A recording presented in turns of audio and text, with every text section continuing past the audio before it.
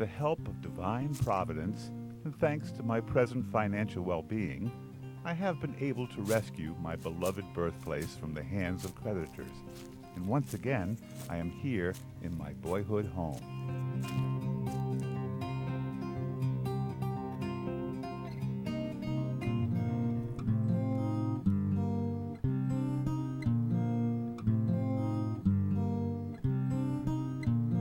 Being here brings back so many memories. I remember with fondness my mother and father and my 9 brothers and sisters who live with me and farm the land.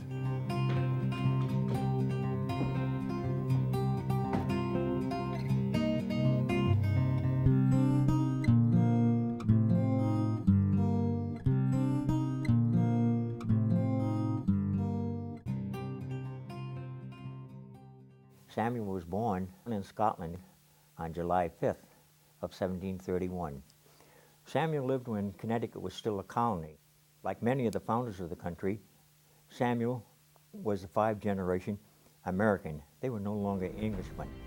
Many people in Connecticut and the other colonies were really upset with England. These times were a turmoil for the colonists, or as they now call themselves, Americans, revolutionaries. Samuel moved down to Norwich, where there was fertile ground for a good attorney, which he was. He started his political career. He was appointed to the General Assembly, into the upper house. He had been appointed the King's Attorney, one of the King's Attorneys for Connecticut. But because of his leaning to help support his friends and family and the other colonies in the Revolution, he resigned this position, and he devoted himself to the American cause from there on. Samuel and the other members of the Second Continental Congress voted that the Declaration of Independence be signed and sent to King George III of England. As Samuel was president of the Second Continental Congress at this time, serving his 2nd term.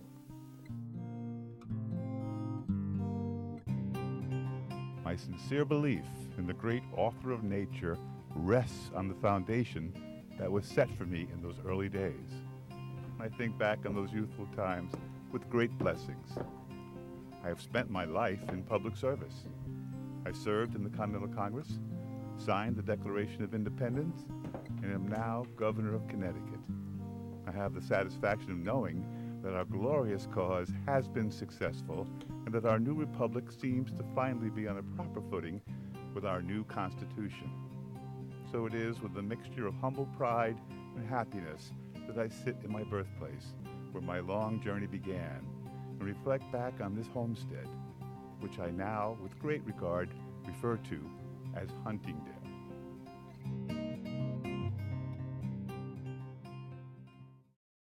He died in office, and when he died, he had already donated some of his backyard to Norwich Town as part of the old burying grounds, the cemetery where most of the founders of Norwich and their families were buried.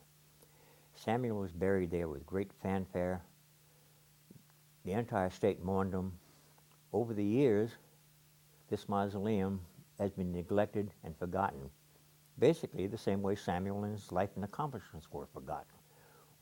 With the help of many friends and groups, efforts were made, money was raised, expert people were hired to reconstruct the tomb. The tomb was completely rebuilt, and it's beautiful now. Most people think of help for an organization like ours, they think of money.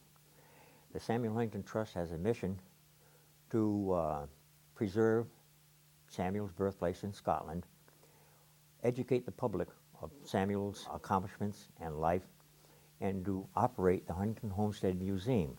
The Trust needs dedicated members, workers, who are willing to take office, to chair a committee, to supervise an event or a project that we have, become a docent at the museum, to do research on Samuel.